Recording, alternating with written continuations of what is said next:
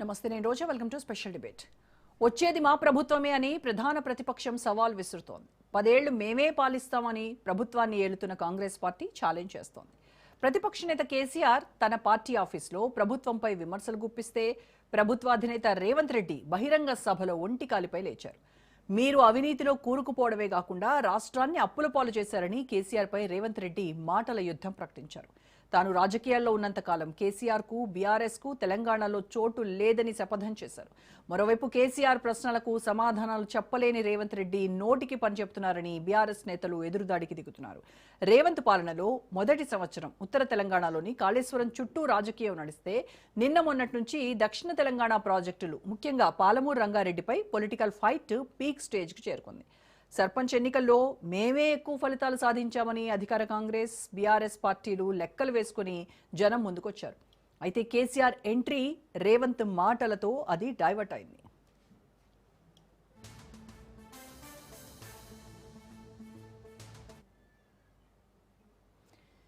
సర్పంచ్ ఎన్నికల్లో గెలిచామని జనాలను నమ్మించే ప్రయత్నం చేస్తున్న రేవంత్ రెడ్డి దృష్టి మరల్చేందుకు కేసీఆర్పై అవాకులు చవాకులు పేలుతున్నారని బీఆర్ఎస్ విమర్శిస్తోంది. దమ్ముంటే పరిషత్ ఎన్నికలు నిర్వహించాలని, ఫిరాయింపు ఎమ్మెల్యేలతో రాజీనామా చేయాలని సవాల్ విసురుతోంది. మరోవైపు కేసీఆర్ తెలంగాణ భవన్లో కూర్చొని 4 మాటలు మాట్లాడితే సరిపోదని అసెంబ్లీకి వచ్చి సభలో మా ప్రశ్నలకు సమాధానాలు చెప్పాలని రేవంత్ టీం సవాల్ విసురుతోంది. 29 నుంచి అసెంబ్లీ సమావేశాలు ప్రారంభం కానుండగా అంతకంటే ముందే తెలంగాణలో మంటలు రేగుతున్నాయి. సభలో ఏం చర్చ జరుగుతుందనే దానికంటే ఎవరిని ఎవరు ఎలా మాటలతో పొడుస్తారననే టాక్ వస్తోంది.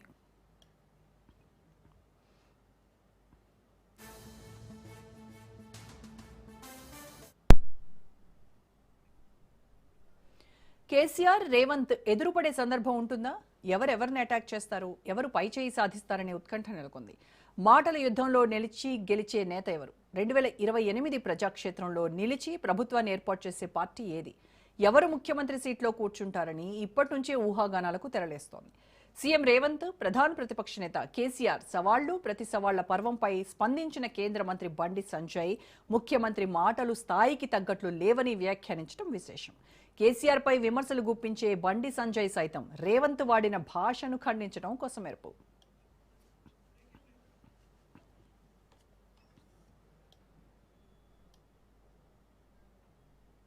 ఇదే అంశంపై ఇవాళ డిబేట్లో మాట్లాడదాం. డిబేట్లో పార్టిసిపేట్ చేస్తున్నారు senior journalist, senior analyst Koteswararao గారు, అండ్ కాంగ్రెస్ నాయకులు గౌరీ సతీష్ గారు, అలాగే బీజేపీ నాయకులు పైలా కృష్ణారెడ్డి గారు, అండ్ బీఆర్ఎస్ నుంచి రామ్మూర్తి గారు మనతో జాయిన్ అవుతున్నారు. నమస్కారం అండి అందరికీ. నమస్తే సార్. కోటేశ్వరరావు గారు, ముందుగా మొన్న కేసీఆర్ ప్రెస్ మీట్తో అసలు విమర్శలు అంటే చాలా కాలం అయింది. కేసీఆర్ భాష కానీ, కేసీఆర్ స్పీచ్ కానీ విని చాలా రోజులైనటువంటి బీఆర్ఎస్ సపోర్టర్స్ అందరికీ కూడా కాస్త జోష్ పెరిగినటువంటి పరిస్థితి. సో కేసీఆర్ చేసినటువంటి విమర్శలకు కౌంటర్గా రేవంత్ రెడ్డి అయితే ఇంకా అసలు పీక్ స్టేజ్కి వెళ్ళిపోయి విమర్శలు చేసినటువంటి పరిస్థితి మనం నిన్న బహిరంగ సభలోనే చూసాం. అసలు ఏమిటి ఈ భాష? ఏంటి? అటు ప్రతిపక్ష నేత మాట్లాడే భాష కావచ్చు, ఇటు సీఎం స్థాయిలో ఉన్న వ్యక్తి రేవంత్ రెడ్డి మాట్లాడుతున్నటువంటి భాష కావచ్చు, ప్రజలకు ఏం సందేశం ఇద్దామనుకుంటున్నారు? ప్రజా సమస్యలను గాలి కొదిలేసి నువ్వు ఇది అసలు నేను ఇక్కడ మాట్లాడలేనటువంటి భాషను వాళ్ళు ఉపయోగించడం అనేది దేనికి సంకేతం ఇదంతా? రోజా గారు, 2 తెలుగు రాష్ట్రాల్లో గడిచినటువంటి 10 సంవత్సరాల్లో మనం ఈ విధమైనటువంటి దిగజారుడు భాషని మనం చూసాం. అది ఎవరు మాట్లాడినా, ప్రతిపక్ష నాయకుడు మాట్లాడినా, ఒక మంత్రి మాట్లాడినా, లేకపోతే ముఖ్యమంత్రి మాట్లాడినా, ఎవరు మాట్లాడినా కానీ 2 తెలుగు రాష్ట్రాలకి అది ఒక విధంగా చెప్పాలంటే బయటకు వెళ్తే తల దించుకునే విధంగా ఉన్నదనేది నా అభిప్రాయం. అందుకని కార్యకర్తలకు కిక్కెక్కించడానికి ఈ విధమైనటువంటి పదజాలంతో ఎంతకాలం కాలం గడుపుతారు, దానికి ఏమైనా హద్దులు ఉంటాయా అనేటువంటిది ఒకటి. గ్రామాల్లో కావచ్చు, పట్టణాల్లో కావచ్చు, బూతుల పంచాంగానికి దిగటాన్ని మనం చూస్తున్నాం. ఇప్పుడు ఈ ప్రతిపక్ష నాయకులు కావచ్చు, లేదా అధికార పక్ష ముఖ్యమంత్రి కావచ్చు, వీళ్ళందరూ కూడా అంతకు మించి ఉన్నతమైనటువంటి భాషని వాళ్ళు ఏమీ ఉపయోగించట్లేదని మాత్రం చెప్పక తప్పదు. అందువల్ల ఇప్పటికైనా అటువంటి భాషతోటి తాత్కాలికంగా కార్యకర్తలకి కిక్కెక్కించవచ్చు తప్ప రాష్ట్ర ప్రజలు మెచ్చేటువంటిది కాదు. అసలైనటువంటి సమస్యల్ని పక్కదారి పట్టించేటువంటి ఒక వ్యూహం రెండు వైపుల నుంచి ఉన్నది. అధికార పక్షానికి ఉన్నది, ప్రతిపక్షానికి కూడా ఉన్నది అనేది కేసీఆర్ లేదా రేవంత్ రెడ్డి గారు మాట్లాడినటువంటి మాటలు మనకి స్పష్టం చేస్తుంది. ఏమిటి అధికార పక్షానికి ఉన్నటువంటి ప్రతిపక్షానికి ఉన్నటువంటిది ఏమిటి అంటే, గడిచినటువంటి 10 సంవత్సరాల్లో ఆ పాలన దాని మీద ఇప్పటి వరకు దాడి చేస్తున్నారు. కేసీఆర్ అసెంబ్లీకి వస్తే ఆ దాడి మరింత తీవ్రంగా ఉంటుందనేటువంటిది కేసీఆర్కి తెలుసు. అందుకని దాన్ని అవాయిడ్ చేయడానికి ఆయన అసెంబ్లీనే బహిష్కరిస్తున్నారు. బయటకు వచ్చి నేను బయటకు వస్తాను అని చెప్పేసి 2 ఏళ్ల నుంచి చెప్పడం ఒక విధంగా చెప్పాలంటే కుంటి మల్లయ్య అంటే వికలాంగుల్ని కించపరచడం కాదు, నేను లేస్తే మనిషిని కాదు అని కర్ర తీసుకొని దారిని పోయే వాళ్ళని బెదిరించినట్టుగా ఇప్పటి వరకు కేసీఆర్ వ్యవహరించినటువంటి తీరు ఉంది. మరి ఆ తీరు నుంచి నేను బయటకు వస్తాను, ఇప్పటి వరకు ఒక లెక్క, తర్వాత మరొక లెక్క అంటే ఏం చేస్తారు? వచ్చి ప్రజాక్షేత్రంలోకి రమ్మనే కదా అందరూ అడుగుతా ఉంది. ప్రభుత్వాన్ని విమర్శిస్తారా లేకపోతే ఇంకోటా అనేటువంటిది మీకు సంబంధించినటువంటి అంశం. 2 సంవత్సరాలుగా రాష్ట్ర ప్రజలు ఎదుర్కొంటున్నటువంటి అనేక సమస్యల మీద ప్రతిపక్షానికి నేను ఏదో 2 సంవత్సరాలు విమర్శించకుండా అవకాశం ఇచ్చానని చెప్పేసి మహత్వానిగా చెప్తున్నారు. ఓకే, అంతవరకు మంచిదే.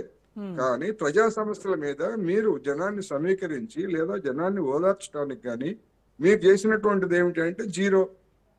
అందుకని ఆ వైఫల్యాన్ని కప్పెట్టుకోవడానికి ఒకటి. రెండోది, ఎందుకు కేసీఆర్ ఇప్పుడు ఆ విధమైనటువంటి ప్రకటన చేశారంటే, పంచాయతీ ఎన్నికల్లో వాళ్ళు ఊహించిన దానికంటే ఎక్కువ స్థానాల్లో బీఆర్ఎస్ మద్దతుదారులు గెలిచారు.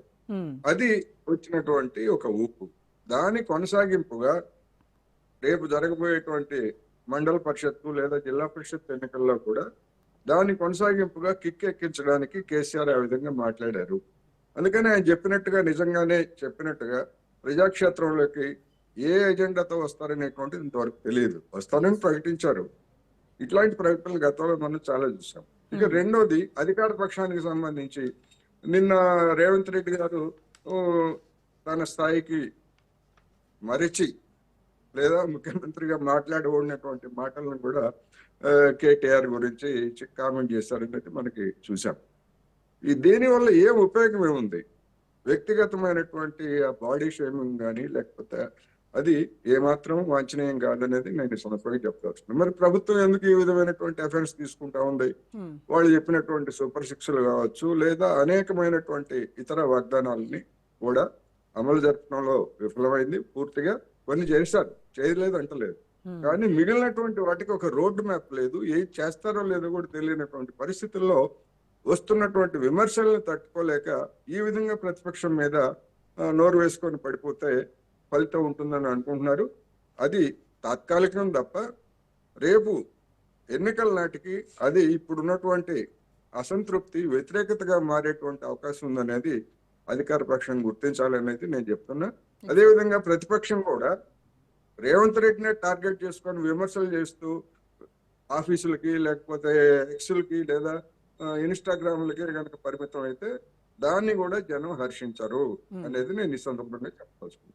కానీ బీఆర్ఎస్ వాళ్ళు చెప్పేది ఏంటి అని అంటే, ఆశాంతం కనుక మనము ప్రెస్ మీట్ చూసినట్టయితే బీఆర్ఎస్ కేసీఆర్ మాట్లాడినటువంటిది ఎక్కడ రేవంత్ పేరు తీసి మాట్లాడలేదు. ప్రభుత్వ విధానాలకు వ్యతిరేకంగా ప్రభుత్వం చేయనటువంటి హామీలు ఇచ్చి అమలు చేయనటువంటి వాటిని తూర్పారబట్టారు, ప్రభుత్వాన్ని ఎండగట్టారు తప్ప ఎక్కడ రేవంత్ని వ్యక్తిగతంగా విమర్శించినవి లేదు కదా. వ్యక్తిగతంగా విమర్శించారని కాదు, పరోక్షంగా తోలు తీస్తా, తాట తీస్తా, ఇట్లాంటి పదజాలు ఎవరు తోలు తీస్తారు, ఎవరు తాట తీస్తారు? అధికారంలో ఉన్నటువంటి వాళ్ళ తోలే తీయాలి, అధికారంలో ఉన్నటువంటి వాళ్ళ తాటే తీయాలి. అందుకని అది ఎవరి నుంచి ఉద్దేశించారనేటువంటిది జనానికి అందరికీ అర్థం. అదేవిధంగా ఈయనేమో డైరెక్ట్ గానే మాట్లాడిస్తున్నారు. నేనేమంటున్నానంటే, మీరు ఓకే విమర్శించారు, మీ కార్యాచరణ ఏమిటి? ఇప్పుడు రెండు పద్ధతులు ఉన్నాయి పార్లమెంటరీ ప్రజాస్వామ్యంలో. చట్టసభల్ని వేదికగా చేసుకొని ప్రజల సమస్యల్ని ఫోకస్ చేయటం, దాని మీద తమ వైఖరిని చెప్పి ప్రభుత్వాన్ని ఎండగట్టడం ఒకటి. రెండవది అవుట్ సైడ్ జనాన్ని సమీకరణ. మరి మీరు చేసినటువంటి జన సమీకరణలు ఏమిటి? అనేటువంటి దానికి వచ్చేసరికి ప్రకటనలకే ఎక్కువ పరిమితం. ఎస్. మరి అసెంబ్లీకి వచ్చి మీరు ప్రతిపక్ష నాయకుడిగా మిమ్మల్ని ఎందుకు అనుకున్నారు? మీకు తగినటువంటిది ఇప్పుడు ఆంధ్రప్రదేశ్ లోనేమో తగినటువంటి సీట్లు రాని కారణంగా నిరాకరిస్తే నాకు అది ఇస్తే తప్ప నేను అసెంబ్లీకి రానని చెప్పేసి అక్కడ జగన్మోహన్ రెడ్డి గారు చెప్తారు. తగిన సీట్లు ఉండి ఇక్కడ మీకు అధికారికమైనటువంటి హోదా ఇచ్చిన తర్వాత కూడా మీరు ఎందుకు రారో, అసెంబ్లీకి ఎందుకు రారో అసలు మీరు చెప్పరు. కారణం కూడా చెప్పట్లేదు. జగన్మోహన్ రెడ్డి అన్న కారణం చెప్తున్నాడు. ఏమని చెప్తున్నాడు? నాకు ప్రతిపక్ష హోదా ఇవ్వాలి, లేకపోతే నేను మాట్లాడితే నాకు మైక్ ఇవ్వరు, కట్ చేస్తారని చెప్పేసి ఆయన స్పెసిఫిక్ గా 2-3 విషయాలు చెప్తున్నాడు. మరి కేసీఆర్ ఎందుకు ఎప్పుడన్నా చెప్పారా వాళ్ళ కారణంతో నేను అసెంబ్లీకి రావట్లేదు అనే విషయం చెప్పలేదు. కానీ ఎవరికి ఉండేటువంటి బలహీనతలు వాళ్ళకు ఉన్నాయి. ఆ బలహీనతలను కప్పిపుచ్చుకోవడానికి ఈ విధమైనటువంటి నోరేసుకొని పడిపోతున్నారు అనేది నా అభిప్రాయం. రైట్ అండి. ఓకే, రామూర్తి గారితో మాట్లాడదాం.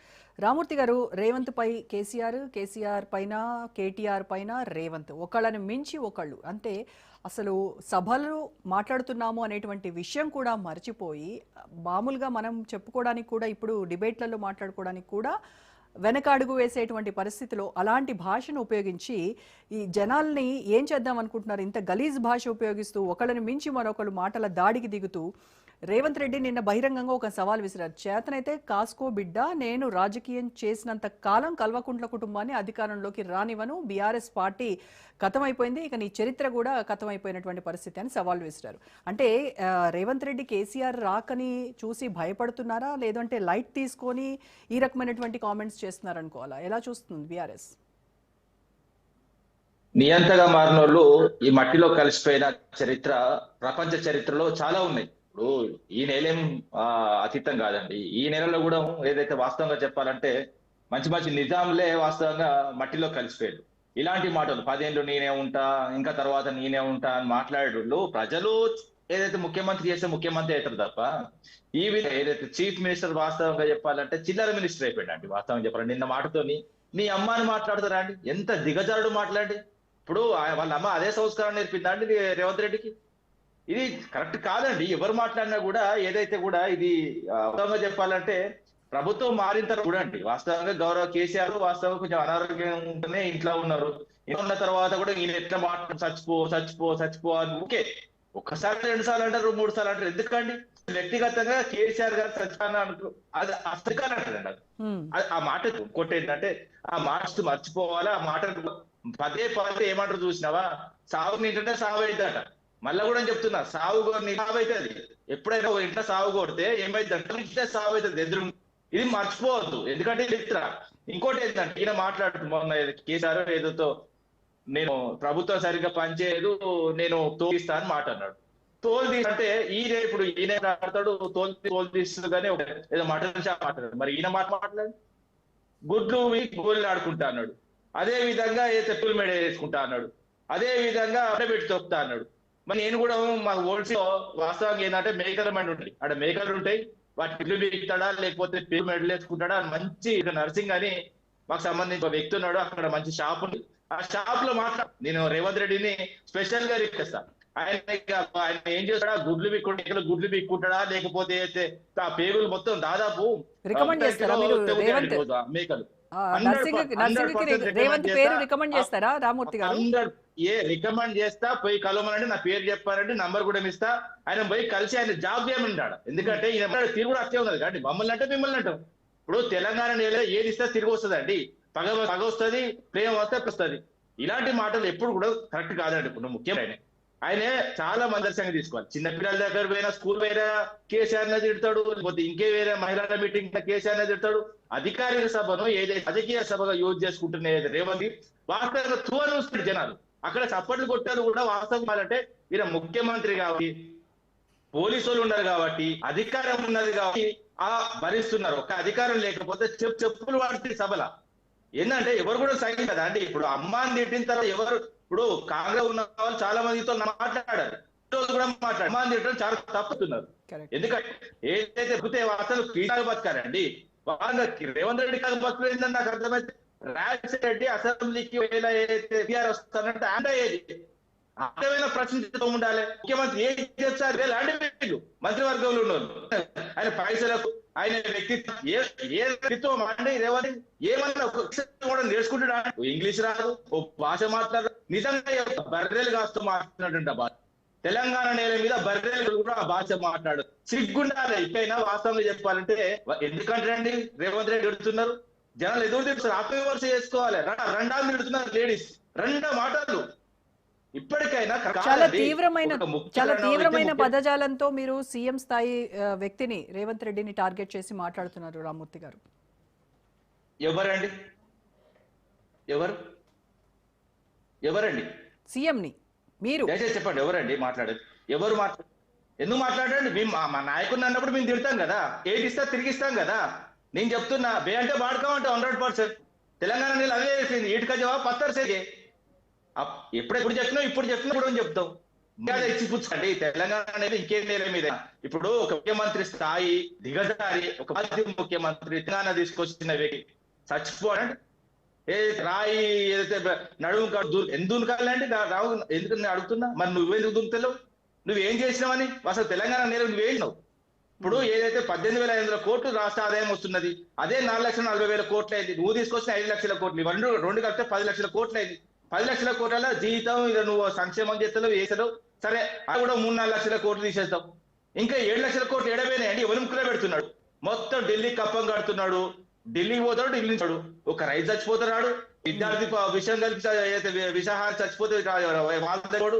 అదే ఆటో డ్రైవర్ 200 మంది పోతే ఒకరిని పలకరించాడు. అదే విధంగా బస్సు యాక్సిడెంట్ పోడు. ఏంటండి అసలు ఏం జరుగుతున్నది? రెండు కూడా దాదాపు 700 మంది చచ్చిపోయాడు. ఒక్కరు పరామర్శించిండా? 2 మంది కొట్టిండు. ఏందండి ఇప్పుడు తెలంగాణ వచ్చిన తర్వాత మేము ఏం చేసిన కృష్ణా నది విషయాలు కూడా వాస్తవంగా పక్షాబద్దాలు. ట్రిబ్యునల్ రిపోర్టే రాలేదండి. ఫైనల్ రిపోర్ట్ రాందే సంతకాలు పెట్టారు. ఆ తాత్కాలికం అందరికీ తెలుసు. ఇప్పుడు మీరు కాకపోయినా మీరు అవసరమైతే మీరు చెక్ చేసుకో. ట్రిబ్యునల్ రిపోర్ట్ కృష్ణా నదిలో వచ్చింది అనుకోండి. కృష్ణా ట్రిబ్యునల్ రిపోర్ట్ అన్నది అది తాత్కాలిక 1 ఇయర్ మాత్రమే. అది అయితే అటు కేటాయించినా తెలంగాణ కేటాయించినా అది 1 ఇయర్ మాత్రమే. 1 ఇయర్ తర్వాత ఏదైనా రాస్తారు. ఎందుకంటే 3 సార్లప్పుడు పంపకాలే 800 ఎంసీలు ఉమ్మడి రాష్ట్రానికి. కానీ ఇప్పుడు ఏంటంటే 4 రాష్ట్రాలు కాబట్టి 4 రాష్ట్రాలకు పంపు ఎవరు పంచాలి? ట్రిబ్యునల్ రోజు చేతులు ఉన్నది, శక్తి మంత్రిత్వ శాఖలో ఉన్నది. మరి వస్తలేరు. ఇప్పుడు అన్ని అబద్ధాలు సంతకాలు ఎవరు సంతకాలు పెట్టలేండి? కేసీఆర్ గారు మీటింగ్ వల్లే వాస్తవంగా విద్యాసాగర్ రావు కలవడండి. ఈయనకు టీఎంపీ తెలుసండి. మరి లీటర్ వాటర్ కూడా ఓపెన్ చెప్పాలంటే రేవంత్ రెడ్డికి అసలు కృష్ణాభిను అదే విధంగా గోదావరి వేసినట్టు అండి. ఇలాంటి వాడిని ముఖ్యమంత్రిగా వాస్తవంగా భావిస్తున్న తెలంగాణకు చేతులు దండం పెట్టాలండి. అమెరికాలో మళ్ళీ మాట్లాడతాం. కృష్ణారెడ్డి గారు, బండి సంజయ్ మాట్లాడుతూ వీళ్ళిద్దరి భాష అసలు చెప్పరాని విధంగా ఉంది, ఇలాంటి భాష మాట్లాడేటువంటి వ్యక్తి సీఎం ఎలా అయ్యారు అని చెప్పేసి ఆయన చాలా శుద్ధపూస మాటలు మాట్లాడారు అని చెప్పేసి ఇటు బీఆర్ఎస్ వాళ్ళు కావచ్చు, అటు కాంగ్రెస్ వాళ్ళు కావచ్చు. బండి సంజయ్ మాటలు దయ్యాలు వేదాలు వలిస్తూ ఉన్నాయి అని చెప్తున్నారు. అంటే మీరు కూడా నేను మాత్రం ఏం తక్కువ తిన్నాను అన్నట్టుగా బీజేపీ వాళ్ళు కూడా ఇదే భాషను ఇదే చాలాసార్లు ఉపయోగించినటువంటిది కూడా మేము కూడా చూసాం. సో ఎందుకు ఇలాంటి పరిస్థితి నడుస్తోంది తెలంగాణలో? అంటే ప్రజల సమస్యలపైన పోరాడాల్సినటువంటి విపక్షాలు ఈ కాంగ్రెస్ అధికారంలో ఉన్నటువంటి కాంగ్రెస్ పార్టీని ఈ రకమైనటువంటి పదజాలంతో ఈ రకంగా మాట్లాడడం అంటే ఇప్పుడు మన రామ్మూర్తి గారు అన్నారు అంటే మమ్మల్ని ఒకటంటే మేము 2 అంటాము అని. అదే సంస్కృతి నడుస్తూ ఉంది తెలంగాణలో.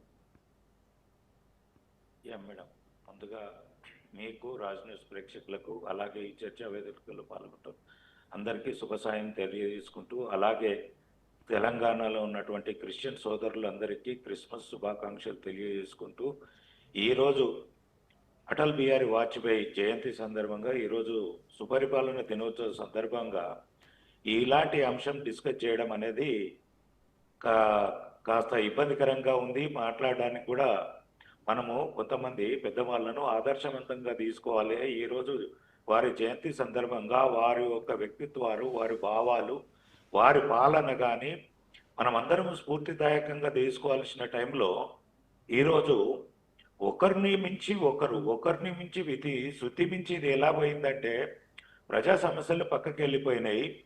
నువ్వు ఎన్ని మాటలు మాట్లాడావు, నువ్వెంత బలంగా తిట్టినావు అంటే నేనెంత తిట్టినా అనేది ఉంది తప్ప ప్రజా సమస్యలు ఇప్పుడు ఒక్కొక్క అంశం మీదకి వస్తాం మేడం. మొన్న కేసీఆర్ గారిది డిస్కస్ చేద్దాం ఫస్ట్. మొన్న ఆ ఈ 2 ఏళ్ల కాలంలో 2-3 సార్లు బయటకు వచ్చిండు. బయటకు వచ్చేసి ఇక ఇందాక పెద్దలు కోటేశ్వరరావు గారు చెప్పినప్పుడు ఇక నేను లేస్తే మనిషిని కాదన్నప్పుడు 3 సార్లు ప్రెస్ పెడితే 3 సార్లు అదే మాట మాట్లాడాను. కానీ అక్కడ అంశాలు మాట్లాడాల్సింది, ప్రజా సమస్యలు మాట్లాడాల్సింది, అది పక్కకు పెట్టేసి నీ తోలు తీస్తా, ఇంకేదో పాలమూరు విషయం మాట్లాడము, అక్కడ ప్రాజెక్టుది మాట్లాడము, కృష్ణా ట్రిబ్యునల్ది మాట్లాడము, అది సమంజసంగానే ఉంది. కానీ ఇంకొక అంశం కూడా కేసీఆర్ మర్చిపోయాడు. కాంగ్రెస్ పార్టీ అధికారంలోకి వచ్చిన మొదటి రోజు నుంచి ఒక అంశం ఉంది. ఇప్పుడు ఒక సిట్ వేశారు, కాళేశ్వరం ప్రాజెక్టు అవినీతి మీద డిస్కషన్ వచ్చింది. దాని గురించి ఏమైనా అది తెలంగాణ సమాజంకు ఎంత ఉపయోగపడే విధంగా ఉంది, ఎంతమందికి లబ్ధి చేకూరే విధంగా ఉంది, దాని మీద ఎన్ని ఎకరాలకు సాగునీరు ఇవ్వగలుగుతున్నాడు, ఎన్ని కుటుంబాలకు అంటే తెలంగాణలో ఉన్నటువంటి ఎన్ని ప్రాంతాలకు తాగునీరు ఇవ్వగలుగుతున్నాడు అనేది మీరు డిస్కస్ చేయకుండా, దాని మీద జరిగిన అవినీతి గురించి మాట్లాడకుండా, సిట్ గురించి మాట్లాడకుండా, సొంత కుటుంబంలోని సొంత కూతురు ఎత్తిన వారి ఎమ్మెల్యేల గురించి, వారి ప్రభుత్వం గురించి లేవనెత్తిన అంశాలను, 9 సంవత్సరాలలో జరిగిన అంశాలను తెలంగాణ సమాజంకు చెప్పకుండా ఎంతసేపు ఒకటి ఏదన్నా ఎదుటోనికి చిర్రుమనిపించే విధంగా ఒక మాట మాట్లాడేసి ఈ సమస్యలు కవిత మాట్లాడేది కానీ, కవిత గారు మాట్లాడేది కానీ, ఈ 9 ఏళ్ల అవినీతి పాలన గురించి మాట్లాడేది కానీ, ఇవన్నిటిని పక్కదారి పట్టించడానికి ఒక 6 నెలలు సంవత్సరం కోసారి వచ్చేసి అంటే సందర్భం కాని అంశాన్ని మాట్లాడేసి విషయాన్ని పక్కదారి కేసీఆర్ పట్టించిన తర్వాత ఆటోమేటిక్ గా పవర్ లో ఉన్నోనికి, కొంత బలం ఉన్నోనికి రేషం ఎక్కువ ఉంటది. వారు మాట్లాడడం సమంజసం. అంటే తెలంగాణ రాష్ట్రంలో బీఆర్ఎస్ కాంగ్రెస్ 2 పార్టీలే ఉన్నాయండి. 2 సార్లు 3 సార్లు కేసీఆర్ బయటకు వచ్చి ప్రెస్ మీట్లు పెట్టి మరి ప్రభుత్వాన్ని విమర్శిస్తూ ఉన్నారు కదా. మరి బీజేపీ ఇప్పటి వరకు ఎక్కడైనా ఏ సమస్య పైన ప్రభుత్వానికి విరుద్ధంగా మాట్లాడి పోరాటం చేసినటువంటి ఏమన్నా ఉన్నాయా? మేడం మీకు ఒక్కొక్కటి చెప్పుకుంటూ వస్తాం మేడం. ఇక్కడ దాకా నేను మాట్లాడింది కేసీఆర్ గారి గురించి మాట్లాడుకుంటూ వచ్చాను. నేను అడుగుతున్న బీజేపీ చేసిన పోరాటం ఏమిటి? బీజేపీ ప్రతి అంశం తీసుకుంది మేడం. తెలంగాణలో ఇప్పటికి మొన్న జూబ్లీ హిల్స్ లో ఆ ఒక దేవాలయం ఇది చేసిన దాని మీద కొట్లాడినాము. మొన్న ఫీజు రియంబర్స్ దాని గురించి కూడా మన ఆ రోజు ఏదైతే ఉందో ఎగ్జామ్స్ పోస్ట్ పోన్ చేయాలనే దాని మీద ఏదైతే అశోక్ నగర్ జరిగిందో ఆ రోజు మా బండి సంజయ్ గారు వెళ్ళి రోడ్డు మీద కూర్చొని విద్యార్థుల తరపున పోరాటం చేసింది మా వాళ్ళే. మొన్న 6 గ్యారంటీలను అమలు చేయాలని చెప్పేసి ఇందిరా పార్క్ దగ్గర మొన్న డిసెంబర్ 7వ తారీఖు నాడు ధర్నా చేసింది మా పార్టీ. ప్రజా సమస్యలను లేవనెత్తి ప్రజా సమస్యలను ఈ అంశాలను తీర్చాలే. కరెంటుగా ఇప్పుడు మనం ఎన్నో అంశాలు అనుకుంటాము, కానీ అనుకోని సమస్యలు కొన్ని వచ్చినాడు. వాటిని ఎంటదంటే ప్రజలకు లేవనెత్తి చూపిస్తుంది బీజేపీ. అంతేగాని ఏది పడితే అది ప్రజలను తప్పుదారి పట్టించే ప్రతి అంశంలో మేము డిస్కస్ చేస్తాం మేడం.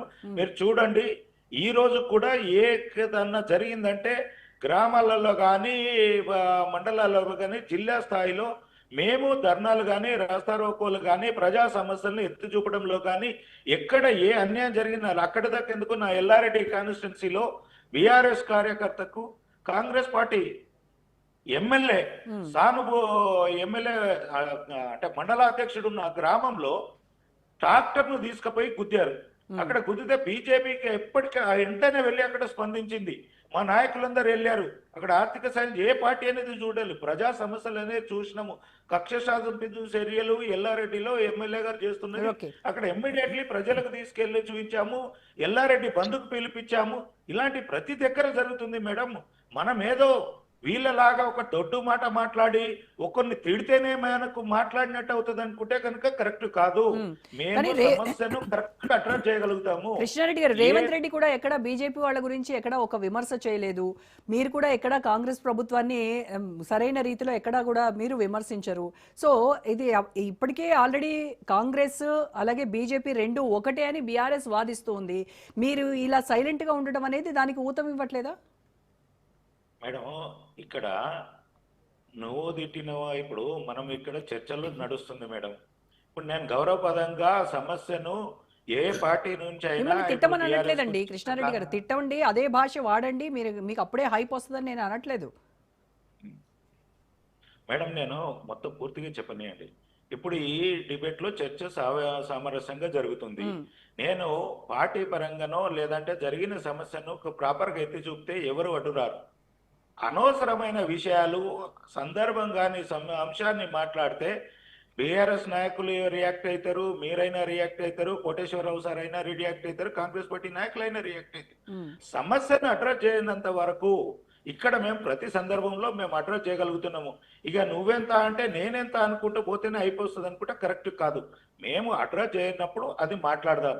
కానీ ఇక్కడ జరుగుతున్న అంశం ఏంటంటే ప్రజా సమస్యలు అనేది ఎవ్వరు చర్చకు తేవట్లేదు. ఇప్పుడు నేను అంటున్నాను, కేసీఆర్ గారు 9 సంవత్సరాలలో మొన్న గంటన్నర ప్రెస్ మీట్ లో 9.5 సంవత్సరాల ఆయన పాలనలో తెలంగాణ సమాజానికి ఏమి ఇచ్చిండు, తెలంగాణ వచ్చిన తర్వాత ఎంత అభివృద్ధి చెందింది, మళ్ళీ ఆంధ్రాబంధం వల్ల మీద ఏడవకుండా లోపాయికారి పొత్తు జగన్మోహన్ రెడ్డి తోటి పెట్టుకొని ఇక్కడ తెలంగాణ సమాజాన్ని మళ్ళా తప్పుదోవ పట్టించుడు. ఎలక్షన్ ముందు తెలంగాణ ఆంధ్ర గొడవ ఉన్నదని చెప్పేసి అక్కడ తీసుకొచ్చేసి ఏది జగన్మోహన్ రెడ్డి తీసుకొచ్చి నాగార్జున సాగర్ మీద పోలీసులను పెట్టి ఇవన్నీ డ్రామాలు చేయడం ఎందుకు? ఇలాంటి అంశాలు కాకుండా ఇక్కడ జరిగే అంశం ఏంటంటే మీరు 9.5 సంవత్సరాలు ఏం చేసిండ్రు? ఇప్పుడు నువ్వు ఇన్ని మాట్లాడుతున్నావు, 9.5 సంవత్సరాలలో ఎన్నిసార్లు సెక్రటరియేట్కి వెళ్ళావు, ఎన్ని రోజులు నీ ఫామ్ హౌస్లో ఉన్నావు, ఎన్ని రోజులు నీ క్యాంప్ ఆఫీస్లో ఉన్నావు, ఎన్ని రోజులు ప్రజలకు అందుబాటులో ఉన్నావు? కొండగట్టు దగ్గర 40 మంది చనిపోతే పరామర్శించడానికి నీకు ఇది రాలేదు, విద్యార్థులను పరామర్శించడానికి రాలేదు, ఉద్యమకారులు చనిపోయిన వాళ్ళను పరామర్శించడానికి నీకు ఇది రాలేదు, వాళ్ళ గురించి సానుభూతి ఈ రోజు వరకు తెలుపలేదు. ఎన్నడూ నువ్వు 9 సంవత్సరాలలో ఎన్నిసార్లు గన్ పార్క్ వెళ్ళావు, అమరవీరుల స్తూపం దగ్గర నివాళులు అర్పించావు, దళిత నువ్వు ఎక్కడ పోయింది? ఇవన్నీ అంశాలు మాట్లాడకుండా నువ్వు వచ్చేసి మళ్ళా కదే చంద్రబాబు నాయుడు ముచ్చట మాట్లాడు, ఈ ముచ్చట మాట్లాడి తెలంగాణ సమస్యని మళ్ళీ పక్కకు తప్పిస్తాము, అభివృద్ధి గురించి అనేది డిస్కస్ జరగద్దు, తెలంగాణ ఎదుగుదలను మాట్లాడద్దు. సో తెలంగాణకు 9.5 ఏళ్లుగా తాను చేసింది ఏంటి, అలాగే 2 ఏళ్లుగా కాంగ్రెస్ ప్రభుత్వం చేసింది ఏంటి అనే దానిలో ఆయన చెప్పడంలో ఫెయిల్ అయ్యారు అని అంటున్నారు. వాటిపైన కాన్సన్ట్రేట్ చేసి చెప్పుంటే ఇంకా బాగుండేది అంటున్నారు. రైట్ అండి, రైట్. ఓకే, గౌరీ సతీష్ గారితో మాట్లాడే ముందు డిబేట్ లో ఒక షార్ట్ బ్రేక్ తీసుకున్నాం. Take a break. Gauri Satish గారు, కేసీఆర్ పేరు తీయందే, కేసీఆర్ ను తిట్టందే రేవంత్ రెడ్డికి తెల్లవారట్లేదు. ప్రతి సభలో చిన్న ప్రెస్ మీట్ కానివ్వండి, అది భారీ బహిరంగ సభ కానివ్వండి, కేసీఆర్ పేరు తీసి కేసీఆర్ను వ్యక్తిగతంగా విమర్శిస్తే కానీ రేవంత్కి ఆ సభ కంప్లీట్ అవ్వట్లేదు. ఎందుకు ఈ పరిస్థితి అంటే 10 ఏళ్లు అధికారంలో ఉన్నటువంటి ఒక ప్రతిపక్ష నేత గురించి మాట్లాడితే తప్ప ఆయన సభ సక్సెస్ అవ్వదా? కేసీఆర్ని వాడుకుంటున్నారా రాజకీయంగా? ఇప్పుడు ప్రభుత్వం అంటే ఏం చేస్తున్నాము, మేము చేయాల్సినవేంటి, ప్రజల నుంచి కావాల్సినవేంటి, వాళ్ళ సమస్యలేంటి వినాల్సినటువంటి సందర్భాల్లో కూడా ప్రతిపక్ష నేతని ఎందుకు హైలైట్ చేస్తున్నారు? ఎందుకు వ్యక్తిగతంగా ఇలాంటి పిచ్చి భాష మాట్లాడుతున్నారు? ముందుగా ప్యానెల్లో ఉన్నటువంటి పెద్దలందరూ కూడా, మీకు రాజ్యం ప్రేక్షకులందరూ కూడా సాయంకాలం నమస్కారం తెలియజేస్తూ, అదే రకంగా తెలంగాణ ప్రజలందరూ కూడా క్రిస్మస్ పండుగ శుభాకాంక్షలు తెలియజేస్తూ, ఎవరైతే ఇటీవల జరిగినటువంటి బీఆర్ఎస్ పార్టీ రాష్ట్ర స్థాయి విస్తృత స్థాయి సమావేశం జరిగినప్పుడు అక్కడ వారు మాట్లాడినటువంటి భాష ఏ విధంగా ఉందో మనం అందరం కూడా ప్రత్యక్షంగా చూసాం. ఇందాక బీఆర్ఎస్ పార్టీ నాయకులు ఒక మాట మాట్లాడారు, ఈ వీటికా ఆన్సర్ పత్తర్స దేంగి అని చెప్పి. అందుకే వారు మాట్లాడినటువంటి మాట ఏదైతే ఉందో, తోలు తీస్తాం ఇది తీస్తామని అంటే, ఈ తెలంగాణ రాష్ట్రంలో పరుష పదజాలానికి పురుడు పోసినటువంటి వ్యక్తులు ఎవరో ఈ యావత్ సమాజానికి అంతా కూడా బాగా తెలుసు. అదే రకంగా ఆంధ్రప్రదేశ్లో ఒకప్పుడు ఉన్నటువంటి ఈ పరుష పదజాలాన్ని తెలంగాణ రాష్ట్ర రాజకీయాలకు పరిచయం చేసినటువంటి ఆద్యులు మాజీ ముఖ్యమంత్రి కేసీఆర్ గారు అనేది రాజకీయాల్లో ఉన్నటువంటి ప్రతి పిల్లోని నుంచి అందరు కూడా బాగా తెలుసు. ఇప్పుడు సవతి ప్రేమ కురిపించినట్టుగా తెలంగాణలో ఉన్నటువంటి రంగారెడ్డి జిల్లా పైన, పాలమూరు రంగారెడ్డి జిల్లాకు మేము నీళ్లు తెచ్చినాం, మేము నీళ్లు తెచ్చి 90% కంప్లీట్ చేసినామని చెప్పి నీటి బుడగల్ లాంటి అబద్ధపు మాటలు మాట్లాడి సమాజాన్ని మోసం చేసే మాటలు మాట్లాడినటువంటి కేసీఆర్ గారు కానీ, బీఆర్ఎస్ పార్టీ నాయకులు కానీ, తర్వాత హరీష్ రావు గారు మాట్లాడేటువంటి మాటలు కానీ సత్యదూరమైనటువంటి మాటలు అని గౌరవ ముఖ్యమంత్రి గారు చెప్పే ప్రయత్నం చేశారనేది మనం వాస్తవాన్ని గ్రహించాలి. దాంతో పాటుగా ఏదైతే పాలమూరు రంగారెడ్డి నిర్మాణానికి వారు ఖర్చు పెట్టినటువంటిది కనీసం 50% కూడా దాటలేదనేది ఒక్కసారి వాస్తవాన్ని గ్రహించాలి. మేము ప్రజాప్రభుత్వం ఏర్పడిన తర్వాత సుమారు 7,000 కోట్ల రూపాయలు ఖర్చు పెట్టినటువంటి దాఖలాలు మాయ అయితే ఒక్క కాలువ కూడా దోవనటువంటి బీఆర్ఎస్ పార్టీ ఏ మండలానికి, ఏ నియోజకవర్గానికి, ఏ గ్రామానికి నీళ్ళు ఇచ్చారో ఎకరానికి కూడా సమాధానం చెప్పాలి కదా. ఆ సమాధానం చెప్పకుండా ఇప్పుడు కపట ప్రేమ రంగారెడ్డి జిల్లా ప్రజల పట్ల, మహబూబ్ నగర్ జిల్లా ప్రజల పట్ల అది ఒక విపరీతమైనటువంటి ధోరణి రెచ్చగొట్టే విధంగా మాట్లాడే విధంగా మాట్లాడడం అనేది సమంజసం కాదని ఒక మాట అయితే, బీఆర్ఎస్ పార్టీ నాయకులు డిబేట్ లో కానీ లేకపోతే పబ్లిక్ మీటింగ్ లో కానీ భాష అనేది హద్దులో ఉండి మాట్లాడితే మర్యాద ఉంటుంది అనేది వాస్తవానికి గ్రహించినట్టు మాట్లాడాలి. ఎందుకనంటే మన మాట ఈ సమాజం అంతా వింటది. అది విని వారు వినేవాళ్ళు కానీ లేకపోతే చూసేవాళ్ళు కానీ లేకపోతే మన మాట తర్వాత ఎక్కడైనా వినేవాళ్ళు కూడా దాన్ని ఆస్వాదించాలి కానీ హద్దు కేవలం బీఆర్ఎస్ పార్టీకే హద్దులా? కాంగ్రెస్ పార్టీ హద్దులు మీరుతూ హద్దులు దాటి మాట్లాడుతున్నారు. ఒక్కసారి ఆలోచన చేయాలి. ఎందుకనంటే మనం ఎప్పుడైనా మన ఫిజిక్స్ లో ఒక సామెత ఉంటది, గురుత్వాకర్షణ శక్తి. అంటే మనం ఎంత స్పీడ్ గా బాల్ కొడితే అదే స్పీడ్ లో బాల్ వస్తుంది. అలాంటి రాజకీయాన్ని ప్రారంభించినటువంటి ఘనత ఎవరిదో కూడా మనందరూ కూడా బాగా తెలుసు కదా. గౌరవ ముఖ్యమంత్రిగా ఉన్నటువంటి కేసీఆర్ గారు అప్పుడు ఎలాంటి పరుష పదజాలాన్ని వాడారు? ఎవరినైనా ఈ రాష్ట్రంలో ఉన్నటువంటి ఏ రాజకీయ పార్టీ నాయకుడినైనా గౌరవించినటువంటి దాఖలాలు ఉన్నాయా? లేదా కనీసం ప్రతిపక్ష నాయకులను గౌరవించినటువంటి దాఖలాలు ఉన్నాయా? కనీసం ఒక జర్నలిస్టులైనా గౌరవించినటువంటి దాఖలాలు ఉన్నాయా? ప్రజాస్వామ్యం అంటే గౌరవించినటువంటి దాఖలాలు ఉన్నాయా? అవన్నీ కాకుండా ఎవరిని పడితే వారిని ఏ విధంగా మాట్లాడినో మన సందర్భాలు బాగా తెలుసు కదా. వీడొకడు వాడొకడు మోపయిండు ఈ తెలంగాణ రాష్ట్రంలో అని ఏ విధంగా పరుష వీడొకడు వాడొకడు మోపయిండు అనేదే పరుష పదజాలం అయితే, పేడమూతి బోడిలింగము తూ అనడము.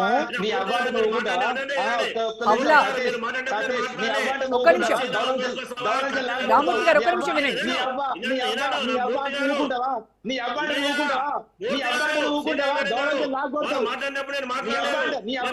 రామూర్తి గారు ఒక్క నిమిషం అండి. రామూర్తి గారు రామూర్తి గారు దయచేసి ఒక్క నిమిషం.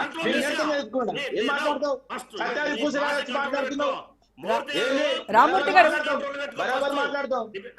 గారు